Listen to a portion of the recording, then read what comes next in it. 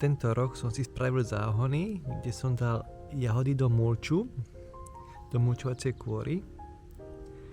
A na Facebooku som čítal informácie, že okrem mulču je možné dať jahody aj do pokosenej trávy. Teraz vám ukážem, kde mám ďalej jahody a čo som ako vyriešil. Tu mám drevné kvetináče a geotextíliu. Aj napriek silnému polievaniu som mal neustále všetko vysušené a jahody mi minimálne rástli. Tak som sa teraz rozhodol, že vyskúšam to, čo som čítal na Facebooku, že použiť trávu ako keby mulč a tým pádom vytvoriť spárno, vlhkosť a vlastne nebude tá pôda taká vysušená.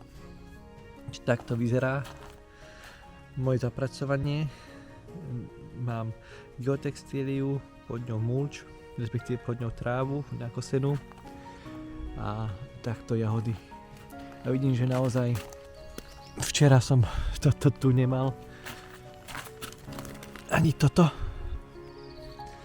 Takže uvidím, ako to bude fungovať, či naozaj tam bude teraz vlhko a či tie jahody budú lepšie rásť, alebo ja som ich kompletne zostrihal, skrátil a porozdeľoval, takže boli úplne že na minimum a v tom suchu minimálne narástli.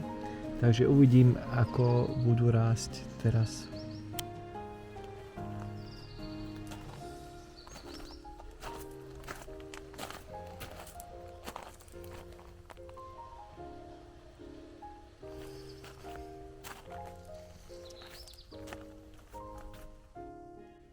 Tiež budem sledovať, či toto riešenie je v poriadku, lebo vieme, ako to vyzerá, keď sa pokosí napríklad pole alebo pokosí sa tráva a nechá sa dlhšie, tak keď začne hniť a podobne.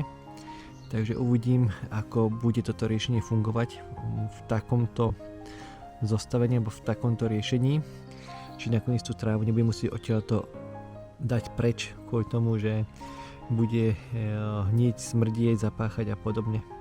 Takže je to taký pokus o vlastne náhrada mulčovacej kôry alebo mulču. Tak uvidím, či toto riešenie je teda dobré a či sa to bude jahodám v takomto riešení dariť.